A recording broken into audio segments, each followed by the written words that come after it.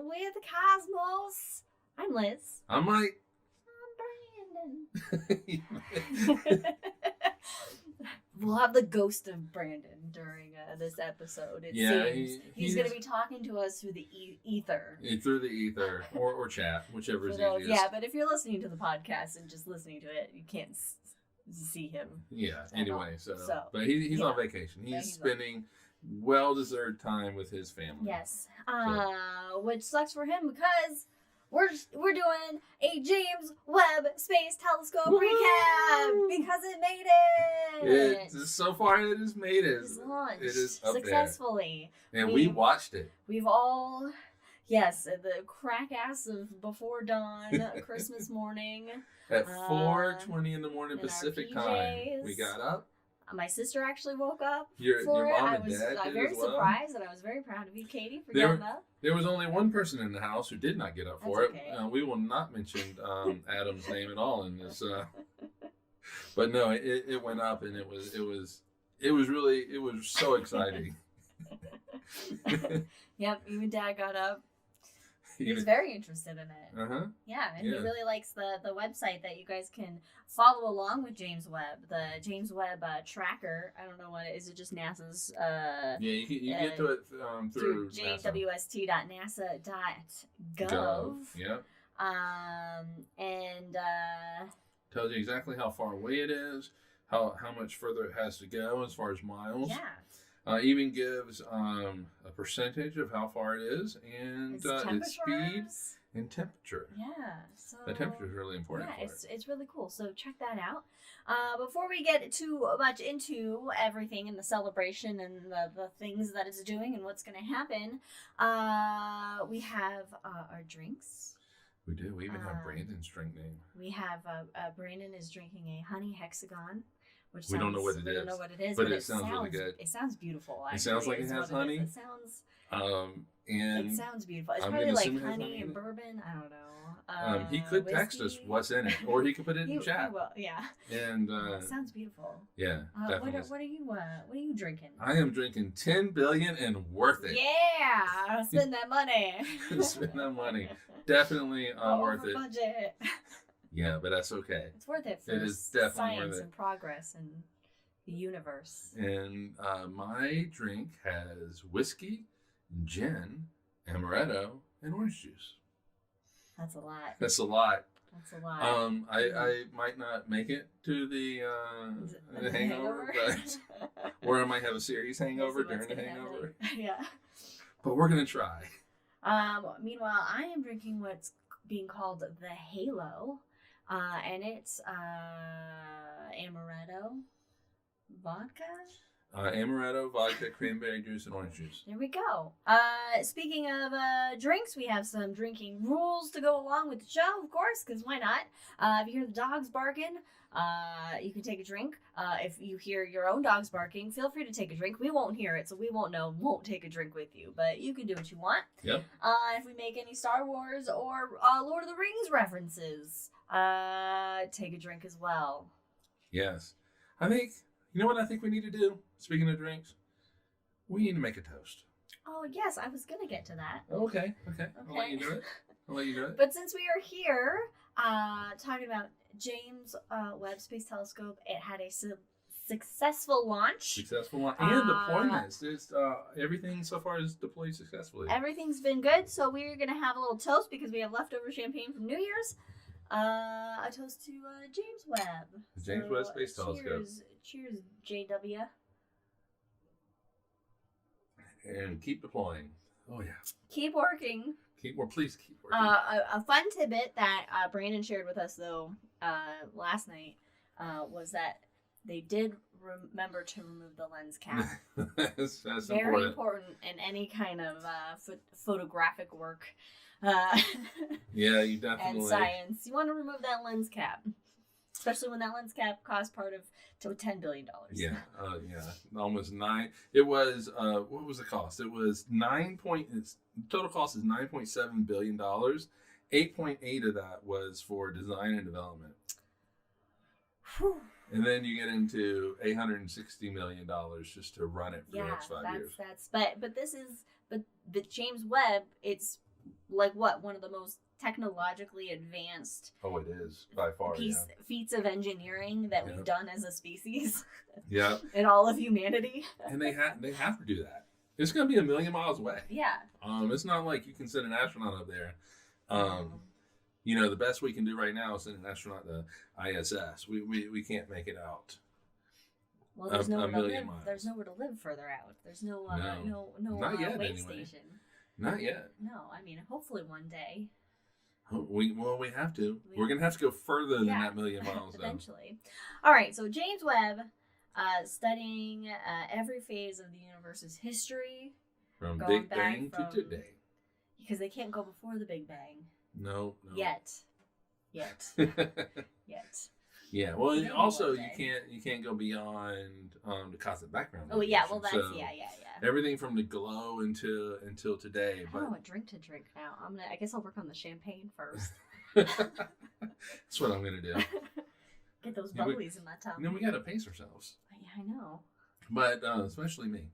But anyway, so it's going to study the universe in the longer wavelengths of the visible spectrum, so red light. But it's also where its real power is in the infrared. Yeah, and so it will be studying the near and mid infrared. And what does that allow us to do? It allows us to search for light from the first stars of the universe and galaxies that formed in the universe shortly after the Big Bang. For those faint, early, distant glows. Yeah, that's well done. It also allows astronomers to study the formation of galaxies. That's fun. Because that is actually a big kind of mystery, is how do galaxies form? And, we see all these beautiful galaxies out there. I just figure over time, you got areas of denser material that just eventually kind of, as they're coming together, they're forming stars and shit, and eventually just kind of clump up. Yeah. Well, that's pretty much it. But, and you have things moving, so you get arms that are kind of like, wee. But then sometimes you don't have any arms because maybe their arms, after a while, we're just like, all right, we're just sick of this. We're just going to... I don't know what I'm talking about. I'm just going to let you go. Okay. Well, yeah, so they think that the galaxies built up from mergers of galaxies, but you kind of need to look through a telescope and that seems a little chicken and the egg right there, though. You need to have a galaxy before you can merge into a galaxy to make another galaxy. Yeah, little baby galaxies bumping into other galaxies, making other galaxies. Galaxy bump, horizontal galaxy tango. Wow. Galaxy sex. That's what we've devolved to. Yeah. But it also is going to allow for the understanding of the formation of stars and planetary systems, and then to study the actual planetary systems themselves, and maybe the origins of life. It's just going to be like the best eyes we've had. The best. Well, yeah. When we think of telescopes, right, we think of Hubble. Yeah. And the power of the Hubble Space Telescope. And if let's be honest, if James Webb deploys everything successfully and does what it's supposed to do, then bumping black holes. They go bump in the night. And then I forgot what I was going to say. What was I talking about? Oh, if it deploys... Yeah, sorry, we went down that glory hole. Wow. Okay. Okay. I forgot Brandon's family's watching. We gotta be on our best behavior. I truly forgot what I was going to say, so let's just move on. It's studying planetary systems and the origins of life. Well, yeah. And if it all deploys everything successfully, it'll be 100 times more powerful than the Hubble Space Telescope. Yeah. And it's going to work in concert with the Hubble Space Telescope. Until Hubble can't You're right. go any longer. Because the Hubble Space Telescope doesn't work in the infrared. And, well, it does a little bit, but not like James Webb. And so when the Hubble Space Telescope took a picture of the Hubble Deep Field, it found the most distant galaxy that we know of. Yeah. James Webb's going to be able to appear beyond that. Yeah, because it can see. Yeah.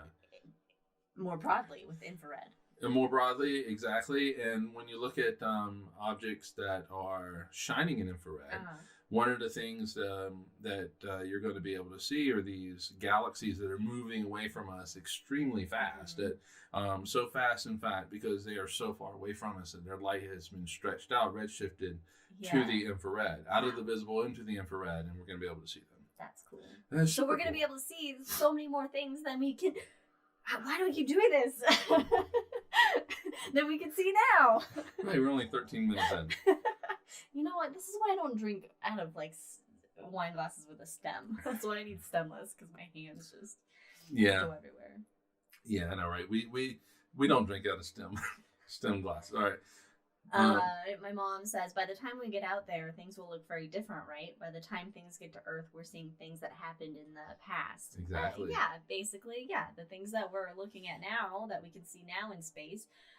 I mean, even something as close as the sun, it takes 8 minutes for that light to get to us. So essentially, when we're looking out into the universe, which is one of my favorite, most romantic things about the universe and space, is that we're looking back in time. We're time traveling with our eyes. You know, we won't know, what, the conditions of a planet or a star that's, say 20 light years, say 2,000 light years away, what it's like right now, until another 2,000 years ago when that light finally reaches us. So yeah. It's like, we should do a show on. I do need a sippy wine glass. Sippy wine cup. Yeah, I mean, we should do a show on just like time travel through telescopes. Just looking at the moon 1.5 seconds ago, looking at the sun, which don't ever look directly at the sun. 8.5 minutes. We can never see anything as it is. No, right now. Even with Liz sitting right next to me, I am looking at her as it was in the past. It's extremely small. Micro. Yeah, it's like a nanosecond. It's like nanoseconds, but it's kind of like this podcast. I'm looking at you in the past. They're looking at us. There's time delay. The time delay. That's actually a good. Oh, thank you. Thank you, Jack. But I don't know why you need to wait all the way to my birthday. Oh, that's your Valentine's gift. Oh, there you go. Here's your sippy wine cup. Thank you. I need that. All right, so it's going to study a whole shit ton of things that are going to be revolutionary, groundbreaking, new stuff is going to come our way.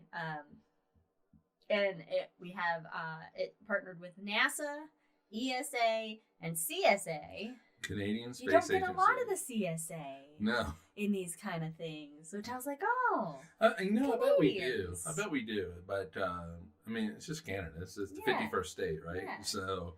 But we've lost the whole country. It's just like I didn't realize French New Guinea launched rockets, like that it had a spaceport, basically. Well, yeah. It's. I was like, wow, I didn't know that there was like space exploration infrastructure. Yeah, the best thing for us is to probably launch from Hawaii, to be honest. It's closer to the equator. Yeah, but for this, they already got that volcano exploding on one island. Not a lot of land room for launching spacecrafts on the other ones. True. But I think French Guinea. New Guinea. French, whatever the country that launched it. Yeah. It's really close to the equator. And I think for this launch, it had to be basically as close to the equator as we could get. Well, yeah, because that would also be that on the trajectory then of being on the plane of our solar system. Right. Yeah. And so now it's on its way, even though it's going to kick up above. So basically, it's going to make its way to the L2, which is Lagrange 2. There's 5 places in a 3-body problem. So you have the sun, the sun and the earth. There's 5 places where you could place something that is either in a stable orbit there or kind of a quasi-stable orbit. Either way, you are not going to expend a lot of fuel to stay there. And that's why you want to get out. One of the reasons why you want to get out to these Lagrange points James Webb Space Telescope is going to the second one, which is L1 is between the Earth and the Sun. Okay. L2 is on the other side of the Earth from the Sun. Okay. L3 is completely on the other side of the Sun from the Earth. And L4 and 5 are in front of and behind the Earth's orbit around the Sun. And so it kind of looks like, if you connect lines to all these things, it looks like a quill of the eagle on the dome. So it looks like nothing. It looks like just it looks a bunch like of fucking lines. It looks like a that stingray. It looks like a stingray. Yes, a kite maybe. A stingray, yeah. I'm gonna go with stingray. Yeah, all right. So, so L2 being out there, you're in this little special place where you don't have to spend a lot of. It's in the pocket. It's in the pocket. It's in a special place where you don't have to spend a lot of fuel to stay there, and it will go. It will take 365 and 1/4 days to go around the Sun, just like the Earth, and it'll just kind of hang out there. It's gonna make. It's not gonna actually be at L2, though. It's actually going to orbit it, and so. What kind of orbit is it gonna have? It's gonna have a halo orbit. Cheers! Cheers, everybody. Yeah, it's gonna have a halo orbit. In particular. Lejeune orbit? I can't. It's a French guy. I can't pronounce it. But anyway, it is. If you draw a line from the Sun to the Earth to L2, okay, it actually is perpendicular to that. So it looks like a big tack. Really, is what it does. I mean, thanks, Kepi Keps and Newton. There's more Newton. More Newton.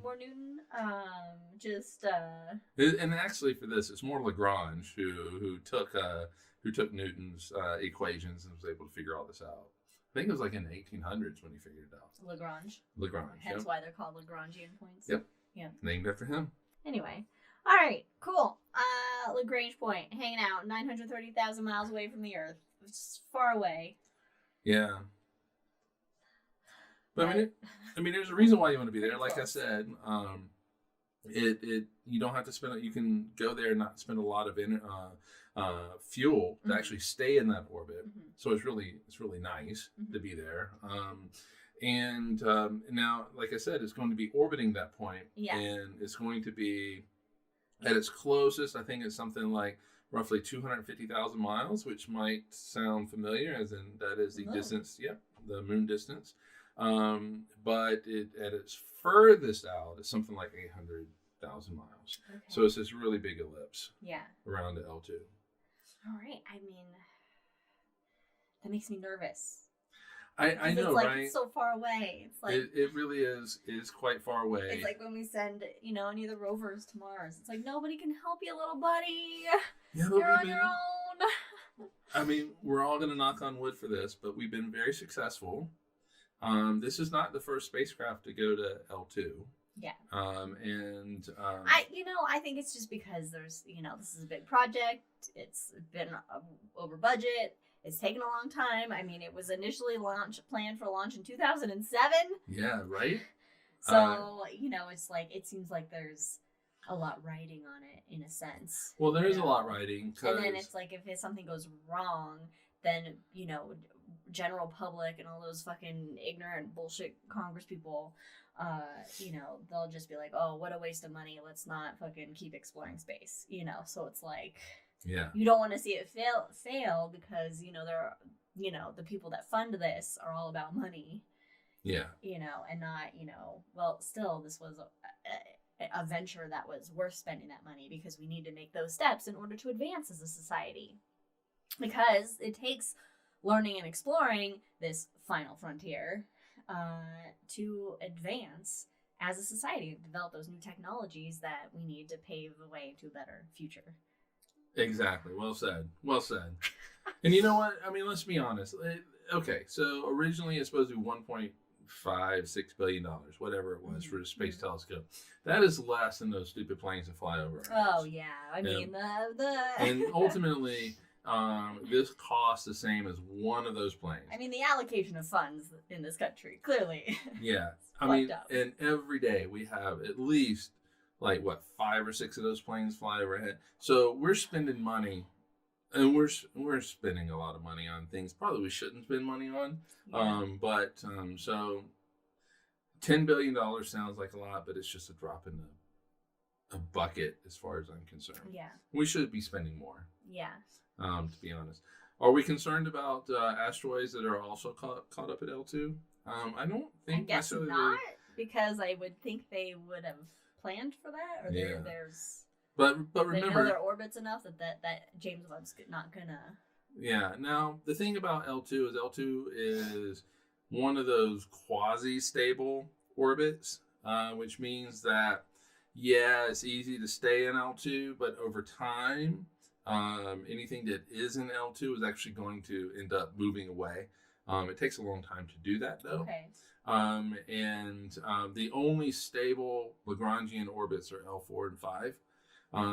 And so if we were going to L4 or 5, then they'd be a little bit worried about the asteroids that are there. Okay, so the asteroids, so it's kind of like they're gonna move off. Yeah, they're gonna end up moving off. But it's gonna be a very long time. But they're gonna end up they're going to move off.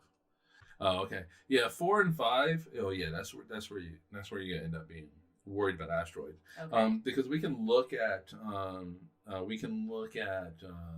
like Jupiter, and we see the Trojan asteroids associated with that. Yeah. And they, like we said in the last episode, I think it was last episode. Yeah. They think that there are more asteroids in Jupiter's Trojan, L4 and 5, than there are in the asteroid belt itself. That's right, and that's crazy. That's still mind blowing. It is mind blowing. I mean, the asteroid belt is the asteroid belt. It's fucking. Right, and they think, they don't think there's necessarily more, and they think that it rivals that number. Okay, well, still. Okay, what else we got about this telescope? Oh, I don't know. What do you want to know? I don't know. Okay, so we got let's talk about its instruments. Let's talk about its instruments, and then we'll go into the launch, and then like what's it's doing now, and then what's next, the timeline. All right. Well, I think when we look at the James Webb Space Telescope, there are two things that just immediately pop out. Okay. Visualizing it right now. And this actually might be like a correct use of literal, because it does kind of pop out. Oh, okay. It would be the sun shield, which is the big diamond thing. Oh, yes, and then the Honey Hexagons. The Honey Hexagons, the 18 Honey Hexagons, which we still have not found out what it is in a Honey Hexagon, but I'm sure we'll find out at some point. All right, so let's begin with the sun shield. The sun shield is basically it cuts the telescope in half. You have what they call the hot side and then the cold side. Mm-hmm. The hot side is the bottom of the telescope, which is what actually faces the sun. Yeah, okay. Which gives it power, helps give it. With the solar. Oh things, yeah, the solar panels. Okay. The solar panels. We're talking about the sun shield. Got you. Right, and so this, since we're looking at the infrared, we need the telescope to be cold. Because if it's hot, that's going to give off infrared, and so it's basically going to see itself like that. When you're looking through binoculars or whatever, and you see your own eyeball, your eyelashes, and you're like, no. Mm-hmm. Okay. Oh man, that drink's gonna mess me up. Anyway, so I don't know why I decided to do this. I don't know, but Happy New Year. Hope and optimism of 2022. So the sun shield. What it does is it prevents the heat from the sun, the heat from the Earth. Shields from the sun. Exactly. It's like sunscreen for James Webb. Yes, and they actually gave it an SPF. It is an SPF of something like 1.5 million. Oh, I need that because I always burn. Yeah, so they actually calculated the SPF for it. That's great. That's great. That's fun. So let's look at the app. How hot is it right now? All right. On the hot side. On the hot side. And then the cold side. On the hot side. It has two different temperatures. We don't know what. Oh, I know what they mean. Oh, you know what they mean? Yeah, I looked them up. Oh, okay. Okay, so you have two temperatures on the app, and in the center of the hot side of the telescope, it is 64 degrees. Balmy That's 64. Nice. That's nice. We That's have- what our house temperature is set at all the time. We have not seen 64 degrees here in Ogden Outside for a while. since like September. Yeah. October, late maybe I'd October. say September. However, in the middle of the Oh. of the sunshade, sun shield, whatever, it's about 136 degrees. So a little toasty. That's It's a- Phoenix. It's a Phoenix. little toasty. It's not bad. It's Phoenix. All right, the cold side. Okay, so the cold side, just to show you how effective this is at blocking the sun now that it has unfurled. In the what is going to be the center, the average of the Honey Hexagons, the mirror segments. That's what it is? Yep. Okay. 177 degrees below zero. Chilly. Cold. Chilly. But a little further out from that, Uh-huh. 314 degrees below zero. Oh. Even colder. Wow. So that sun shield is very effective. Yes. And it has unfurled. It has actually, they have deployed it. Oh, okay. They have unfurled it. What they need to do now is actually expand it out. Oh, okay.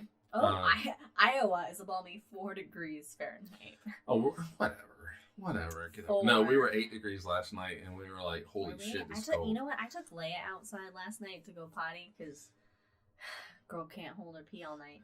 But anyway, and I went outside and I walked out to look at Orion because the sky was pretty clear and like Sirius was really bright and twinkly.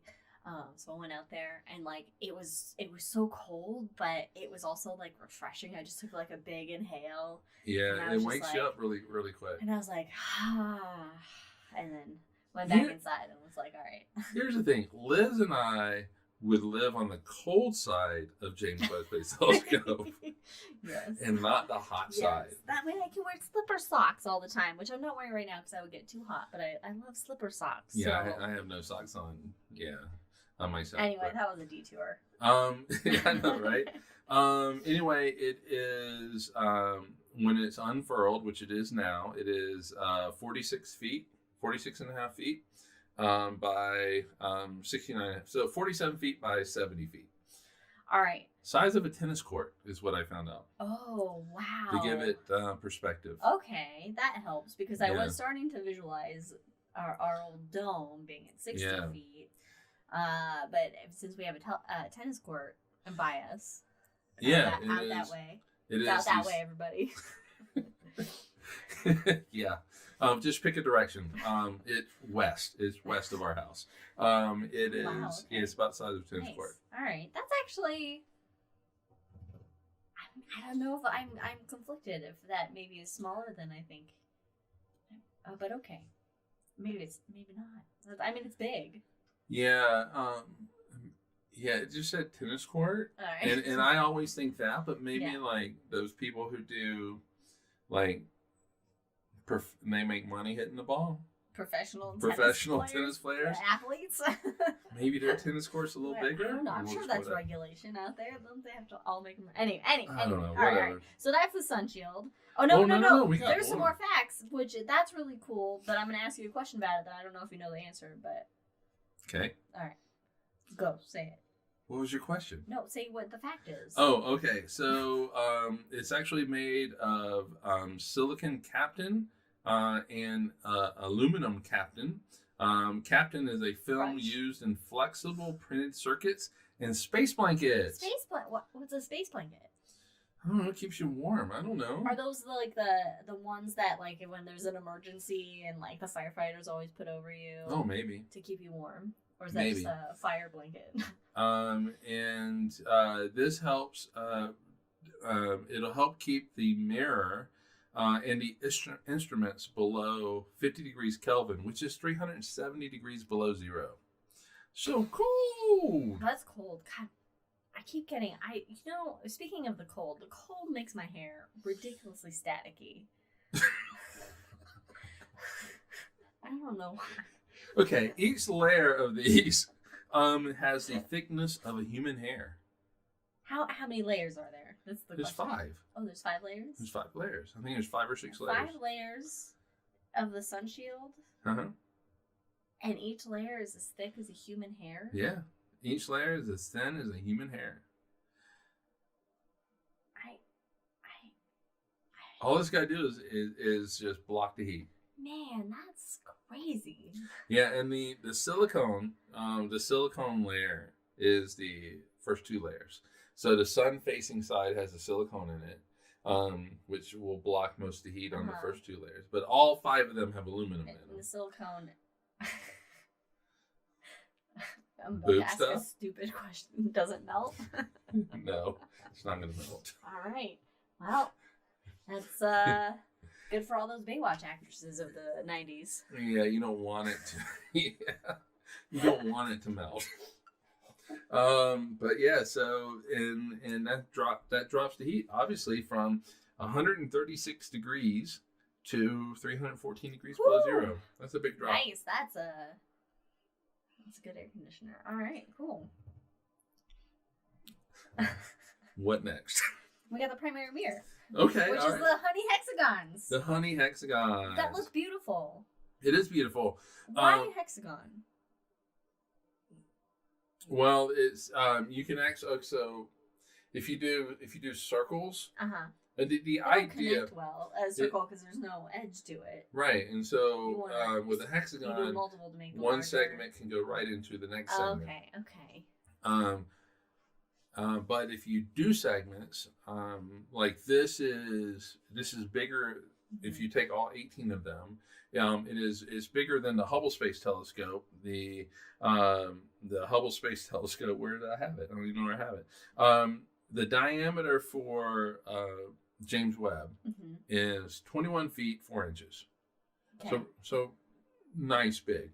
Nice and big. Nice big. Nice big. Hey. Nice big. Nice big. 10 billion and worth it? Nice with big. champagne? Nice big. Nice big. And the Hubble Space Telescope like for big mirrors in a can outline. God, this has just gone off the rails already. We're not It's a even great in a episode. hangover. It's a great episode. I'm having a good time. The Hubble Space Telescope's only We're having a good time. 8 feet. So much bigger. Much Hubble's bigger. only 8 feet? Yeah. Hubble's only 8 feet? 8 feet. So I guess the rationale of hexagons instead of like one big, a solid mirror, one big mirror is you can fold up the hexagons. Well, they had, this is, which you they had have to. to do it. Yeah. And then also there's then less room for error when you're making that bigger to get the correct. True. Oh, and is it that they can use the mirror segments and they can do micro like movements to get like fine adjustments to get like optimal focus. Yes, exactly. Which you can't do with one single solid mirror piece. Right. I mean, you can, but it's a lot more complex to do. Okay. And they will actually employ this with ground-based telescopes. And so you have these micromotors that are going to reposition. When they do like interferometry? Well, okay. Look, I wanted to use some fancy vocab words to show I know things. Right. So, all right. So when you look at a picture of an observatory, one of the really cool pictures is when they shoot the space laser up. Yeah, that helps the with laser positioning, right? Well, no. Oh, does it help blow up their enemies? It does. Yes. Okay. only good use of a space laser. And so when I was at Clemson University, we had a professor who was really working on this type of stuff, and so Professor Merriweather, he would go out. I'm sorry. Professor Merriweather. Professor Merriweather. And Professor Merriweather does look like Dursley from Harry Potter, or he did. Anyway. Oh. Yeah. Right. So Professor Merriweather would go out beyond Clemson, shoot a laser up, and look at the weather with the laser. Anyway, when you see the laser go up, what they're doing is they're measuring the atmosphere. And in real time, they can actually change the shape of the mirrors on the telescope to compensate for the atmosphere, turbulence of the atmosphere. Oh, what? I didn't know I was going to learn so much. I don't know why I didn't know that. It's not 100% perfect, though. Well, is anything? Name me one thing that's 100% perfect. You are. Oh my god. No. Anyway, so the best thing to do is get above the atmosphere, which Hubble has done. Yes. And so with James Webb Space Telescope, with these Honey mirror segments, which it is now officially known NASA. The Honey Hexagons. Put it on your website. These are Honey Hexagons. Honey Hexagons. These mirrors, we don't have to worry about the turbulence of the atmosphere, right? Because you're way beyond it. Yes, but we do have to worry about them being focused. And whereas ground-based telescopes have to really focus these mirrors daily, minute by minute, in a lot of cases, with James Webb Space Telescope, you don't have to do that. It's just once every few days. Just make sure the alignment's perfect. Let's hope they can get focus. What's that? Let's hope they can get focus, because that was a little bit of an issue with Hubble that we can't fix if that happens with James Webb. Hubble had a single mirror. Oh, it had a single mirror? It has a single mirror. Okay. Whereas James Webb does not. And, okay, so here's the thing. James Webb is going to be deployed. It's going to be good to go in a matter of days, actually like 20 days. That's not a matter of days. That's long. And a matter of days is like 5, most. Okay. In 3 weeks, the James Webb Space Telescope. Delay. Yeah. Oh yeah. Anyway. What was I talking about? All right. So in 3 weeks, it'll be at its L2. It'll be orbiting. They're going to be actually, I think, starting in the next week and a half. They're going to take a picture of a star. It's going to be completely out of focus, folks. So don't get upset. Don't freak out. No. Don't be alarmed. Pretty sure they're not sharing this picture, but it's going to basically be about 18 different pictures of the star. Yeah. And they're going to use those 18. Help gain focus. So then they'll move the individual segments one at a time to focus it. Oh, wow. Yeah, it's going to be that what they're going to focus it to is the center picture. And it's kind of like when you're using a telescope that tracks, and you have to align it with your guide stars, which are usually like the Polaris and like something else or whatever, or at least a couple other bright stars. And then you need to get that alignment going, so you know the telescope knows where it's looking. Not necessarily with focusing, but you're getting that frame of reference and making those adjustments to get your settings correct. Exactly. And then they're going to spend about 5-6 months. How do they move these mirrors? Is it someone with a joystick that's just like... the faintest movement is just like, oh shit, too much. It's an Xbox controller. And they got the world's top gamers on it. Yeah. So there's going to be somebody playing like Assassin's Creed with his Xbox controller and just like really boss fight, and take it on somebody from Assassin's Creed Valhalla. I can't remember, it's been so long. Maybe one of those mythical creatures you got to fight. And then the boss comes on like, shit, I got to change over to the telescope. The telescope. Oh yeah, I'm how's it going? Changing. Yep, we're moving those mirrors. Mirrors are moving. Mirrors are moving. God damn it! Now I have to change my Xbox settings to make a slow move. No, I'm sure it's all computer that drives it. Code. But I really do like the idea of somebody using an Xbox controller or PlayStation. It's James Webb is telescope. Like an Atari controller, where it's just the old stick. Yeah. Wait, no, Steve, go to your left. Or maybe one of those like joysticks that we have in a closet from old Digital days. Yeah. A 1998 joystick. Oh, gotta love 10 billion and worth it. 10 billion and worth it. All right, so cool. Yeah, they're micromotors, and so that means they can move them incrementally, very very slowly, or not a lot. Ooh, you know. I have a question. Yeah. What kind of protections? No. Oh, well, is it? What kind of protections for space is there? Like cosmic rays and stuff. Is it still within like the bubble of the Earth's magnetic field where it's getting this shit deflected? Or, definitely not as much as here. Like, micrometeorites, like... I'm going to say not so much, no. Because even here on Earth, I mean, you're seeing the effects of the sun's it's not cosmic rays, the sun's the solar wind slamming into the atmosphere. Yeah. And that's just what? Tens of miles, hundreds of miles above the poles of the Earth. Mm-hmm. But is it? Are you referring just for the aurora? The aurora. Yeah. The aurora. That's the effects of the solar wind slamming into the Earth's atmosphere. And it is slamming. It is slamming. It's slamming. Yes.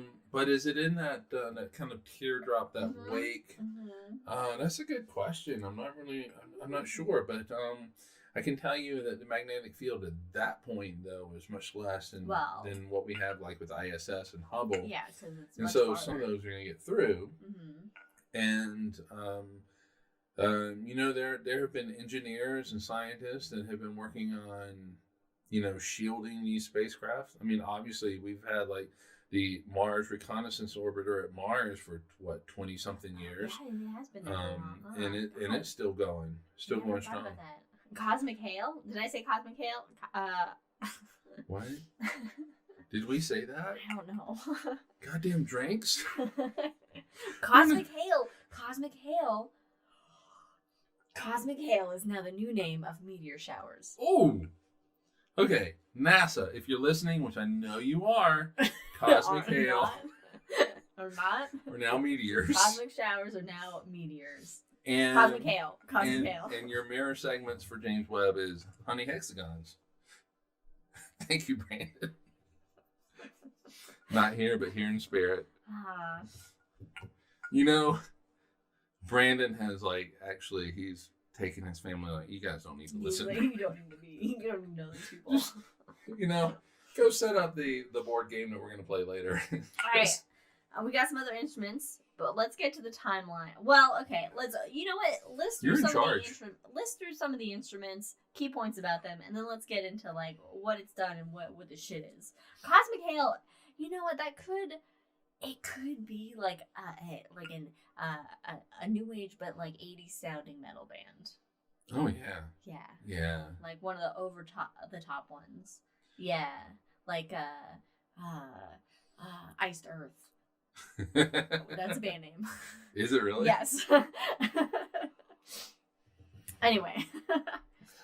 All right. Some of his other instruments. All right. You have near cam, near spec, near FGS. What you fucking acronyms. God, the acronyms, NASA. All right. Near cam, near Earth, near infrared camera.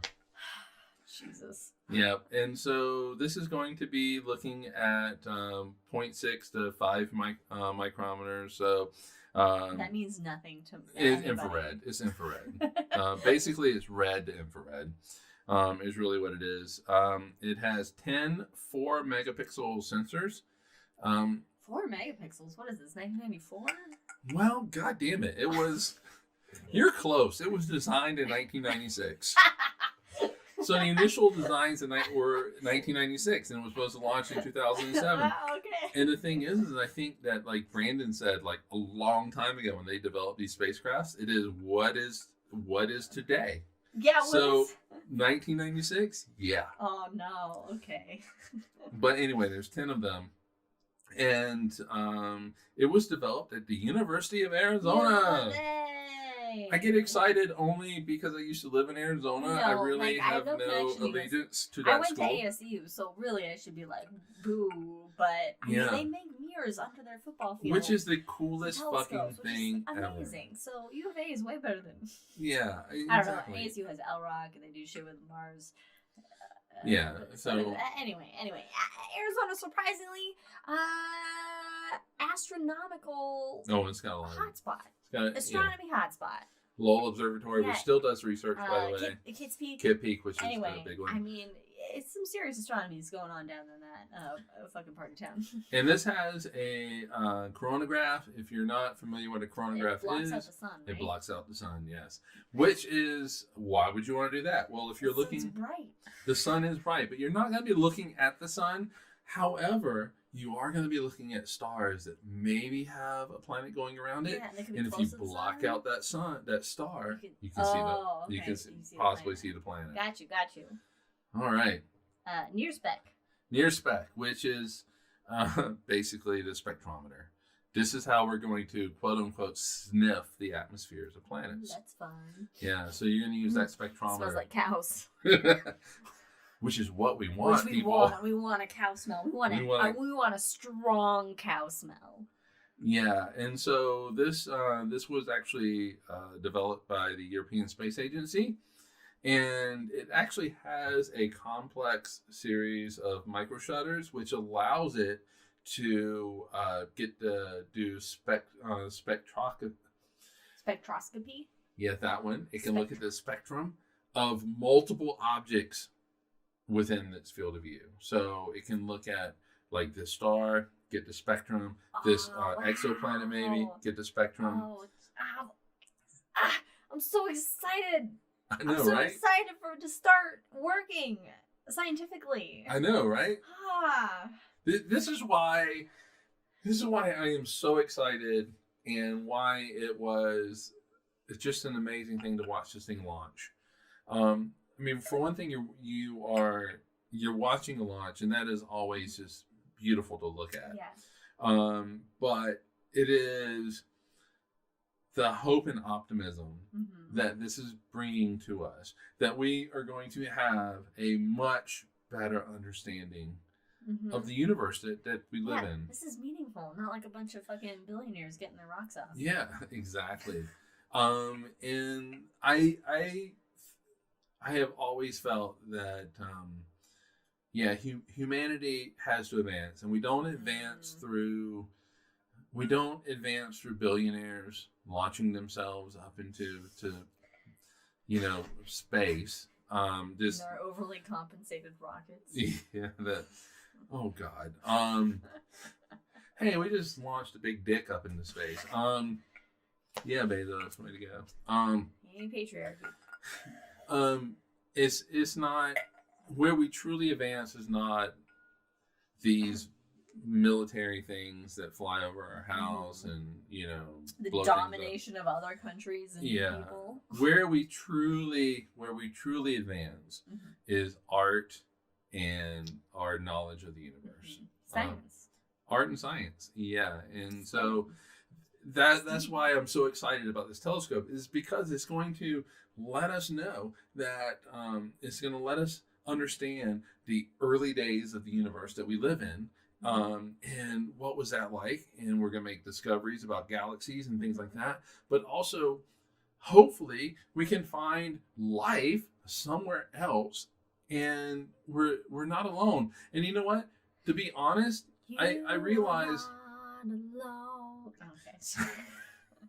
I realize that there's like when you're trying to find life, there really is two questions. Is there anybody out there? Is there anybody out there? But also, is there anybody out there like us? That is advanced. And advanced, yes. Like us, no. We will be very confused. Right now, I just don't care. Just let's excited. Find life. I think that if you find life, if it is just a little bacterium somewhere, then that means that we're not alone, because this Earth, the planet we live on, is predominantly bacteria. Wear your fucking masks. And the COVID-19 virus, apparently. And so there's going to be a planet, though, out there. Yeah. Also, never mind. Well, there's going to be a planet out there somewhere where that bacteria, maybe it evolves into algae, let's say, which then evolves into eventually down the line a fish, which then can then walk out onto some land, which eventually becomes dinosaurs that get wiped out by an asteroid. No. And then mammals. What if you get smart dinosaurs? What if you have some real clever girls? There's a whole show from the 90s that was on dinosaurs. Yeah. Smart dinosaurs. I mean, you know? What was the name of that show? Dinosaurs? Oh, was it? Yeah. Dinosaurs. Jim Henson. Dinosaurs? Dinosaurs. It was great. I remember that. All right. We got, you know, it's got some other instruments. Let's get timeline it. Let's go timeline. All right. Well, you're in charge. All right. So, I mean, everything that has happened has happened and has happened successfully so far. All right. So it launched. Mm-hmm. They deployed. One of the first things they did was deploy the solar arrays. Yes. So and they were like. Me, you, and Brandon were sending texts back and forth about that. Yes. And so, but then they do a couple of mid-course corrections that are in there and all that. But the big thing was that we were going to be worried about was the deployment of the sun shield. It was folded up 12 times just to fit in this rocket. That's a lot of folding. Dinotopia. That's one. I remember Dinotopia. I think that was one of. That's one of those things where, like, once you unfold it, like you're not getting it back. Like old maps. Which we talked about at Christmas, by the way, with your dad, because he was talking about getting the maps to go everywhere. But anyway, yeah, and so that was the first. Mm-hmm. You need that sun shield. Yeah, because if you don't, things are gonna get too hot, and then they're not gonna work, and then you just got a lot of money floating out in space doing nothing but freezing. Yeah, got $9 billion just floating out in space. Just hanging out. Just all right. And to me, it's still worth it. Well, that telescope. But anyway, so all right, so it deployed. So what they want to do now though is they actually right now it's just flat.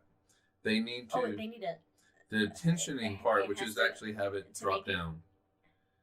So it's actually out, like the size of a tennis court. Isn't it supposed to be like? But no, but it's already the shape that you're trying to do. Oh, okay. This diamond shape. What they need to do now is actually drop it down. So remember, there's 5 layers. Right now, it's just like 1 layer. Oh, okay. So they have to spread it out. Yeah, they have to spread it. That's the word. Spread it out. Okay. Of course, NASA doesn't say they spreading don't it out. Like it's hot. They call it tensioning.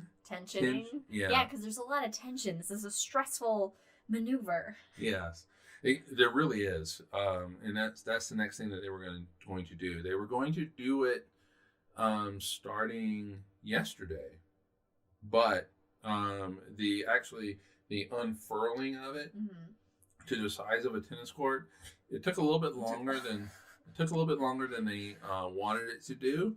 And so they're like, steady wins the race. Exactly. They're like, we have a little bit of time built in. We're gonna say. I mean, how many plan Bs do they have? Oh, they actually have one plan B. Everything is redundant. Yeah. On the telescope, but so what they told everybody was, hey, let's take a break. Let's everybody get some rest. It's been. Relax. Chill out. Literally, that's what they told them. And then the plan was for them to come in today and start separating it out. But they decided, why don't we just see how it is adjusting to being in space and how things are. Oh, they're thinking about its feelings. Yeah. You got to make sure you're getting well adjusted. Get that feedback. Like, how are you doing? Are you okay? Mm-hmm. Do you need anything? Pretty much, exactly. And so they're actually going to start that separation tomorrow, and it's a 2-day process. And so they're going to start it on a Monday. Oh, I know, right? So that all starts on January 3rd.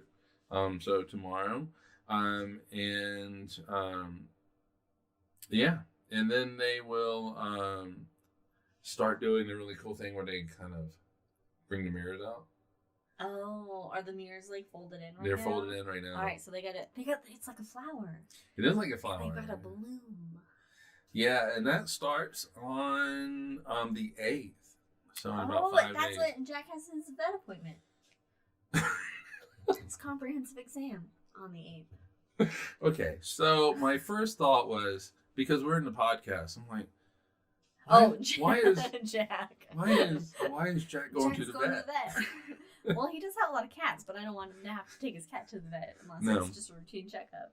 So which is what Jack will be doing. All right. They'll deploy one side, and then the next day they'll deploy the next side. Boop, boop. Yep. Hello. Hello, world. And on the 10th, on the 11th or so, it is no, on the 10th. I'm sorry, on the 9th. On the 9th, it will be deployed. It's just deployed. Yeah. Fully deployed. Fully deployed, and then what they do? It's out there. It's out there. They'll hang out for a couple of days, and be by like, day checking in, just like, hey, you're fully deployed. How you feeling? How you feeling? You're out and proud. We're gonna take a rest. We're gonna go take a nap. Yeah. Get some coffee. We're gonna have a 10 billion and worth it, and we'll come back. We're gonna take our Christmas break now. Yeah. And then they'll start fine tuning those mirrors. Okay. So when do we get some actual science happening? In about 5-6 months. And is it like Hubble where people have reserved time to use it, or is there a starter kind of thing that they're going to be looking at with it? Oh, well, okay. There's a lot of questions in there. I think there were 2, but it's a lot. Okay. What they need to do is they need to have the telescope cool down. Yeah, I mean, once it's ready to go, once it's like, so that'll I can explore. That'll be in about 5 to 6 months. Okay. Yes. Okay. And so in 5 to 6 months, this is a research telescope like Hubble. Okay. And scientists do have to reserve time. Okay, so it is not like you have NASA that's like, we're going to start off here. And then it's like the time for the scientist comes in, you know. But having said that, NASA is going to take that first picture. Oh, okay. Well, but not the blurry test picture of alignment. It's like, what do they have a target of what that first like picture, like that mind-blowing, beautifully artistic, scientific space photo is going to be? You know what? To be honest, I think that if everything works out the way that it should, and hopefully will, they should take a picture that Hubble has taken. Because then you can do... compare. You can compare and you can kind of see. So then you bring up... And it's also an homage. Yeah, let's say... What was Hubble's first picture? Oh, God, the blurry one. Was it M101? They should, whatever it was. Oh, my God. If they do M101, then that'll be like... It's almost like a full circle into then the new. Yeah, and NASA, I know you're listening. This is what I am thinking at the press conference. He's fancy physics man, so you should listen to him. Or hire me. I don't care. Start off with a ground-based picture. You know, 101, 110, whatever it was. And then show Hubble. And then show the James Webb Space Telescope. Just have it, crossfade from one to the other. And then point shit out. Individual star, cloud of gas, whatever. Or take a picture of like an exoplanet. But I think becomes powerful is it's like with Pluto. Like, you know, how you have Lowell, and then you eventually have Hubble, and then you have New Horizons, and that evolution of imagery and the science that goes with it is like... It shows the advance. It shows that advancement while paying homage to, it's just like, hey, here's like, how we see things now. I know I've said this many times, but we all stand on the shoulders of giants. And that is not me. That is Newton. Isaac Newton said that. When asked why he could see so far, he said, because I stand on the shoulders of giants. Kepler, Galileo. And so I think with James Webb Space Telescope, it orbits on the shoulders of giants. It does. James Webb, what we have learned from Hubble, from ground-based telescopes and all of that, is going into the James Webb Space Telescope. James Webb Space Telescope is not by itself. James, don't look over my shoulder like that. I'm sorry. What is there a fucking? No, is there continue. A ghost? I was planning my next thing, so I'm sorry. You continue. The James Webb Space Telescope is the continuation of sorry, of everything that we've. Hubble. Don't say that. Hubble's still going, right? Is everything that we've learned. It is. James Webb is the child of Hubble, which is the child. I meant the Edwin. Yes, of the Keck of the Keck observatories of all of this, and so it's not isolated. No, none of us are isolated. By the way, we're not all connected. To quote Dolly Parton and Kenny Rogers, we are not islands in the stream. Wow, that was a reference I did not see coming at all. Yes, and so we are all connected. We are all a thread in the tapestry. A thread in the wheel of time. It's for you, Brandon. Let's all right, so we have basically we have a wait, people. We got it like 6 months. Summertime. The summer of Webb. The summer of Webb. With no serial killings. Summer of Webb. What? I was thinking Summer of Sam. Oh, okay. God, that was. Did your mind not immediately go there? No. Anybody else immediately think serial killer? Okay. So maybe we dedicate all of summer of 2022. Summer of Webb. 2022 is the summer of Webb. So, and I'm sure then once Webb starts its science, we will have another James Webb recap and update. Oh yeah. Pointing out the amazing science that starts to come from it. Of course. Okay. Well, you know what, Mom, it's your fault. You let me watch horror movies from too young, but I'm not complaining. Okay. Anyway. You're in charge. Okay, we're gonna go to The Hangover. Okay. I think we've talked a lot about James Webb and. True. So in a couple weeks, everybody, James Webb will reach full deployment, and by summertime, in roughly 6 months, it'll actually start to be used for science and exploration, and I think that all our minds will be fucking blown. Yes. And I'm looking forward to it. There's one piece of light and hope for 2022. It's James Webb. So, again, I'm out of alcohol, but cheers. Are you? Cheers. Well, you have a whole thing over there. In front of me. Cheers again to the James Webb Space Telescope and the scientific frontiers of humanity. And let's hope that it makes us all better people in 2022 who learn how to wear fucking face masks. It doesn't hurt. You can breathe. You're fine. Yes, Mom. Cheers. Cheers. Thank you guys for joining us. Follow us on all the things at Drinking Cosmos on Twitter, Cosmos with Cosmos on everything else. YouTube, Anchor.fm, Spotify, all your favorite podcast listening platforms. We will see you in a couple weeks with some topic to be determined. I have a feeling it'll be in some way related to space. And drinks will be had and all will be merry. But for now, if you're sticking around with us, we'll see you on The Hangover with Cosmos. But for now, be safe and Happy New Year, everyone. Cheers, everybody. Happy New Year. We'll see ya.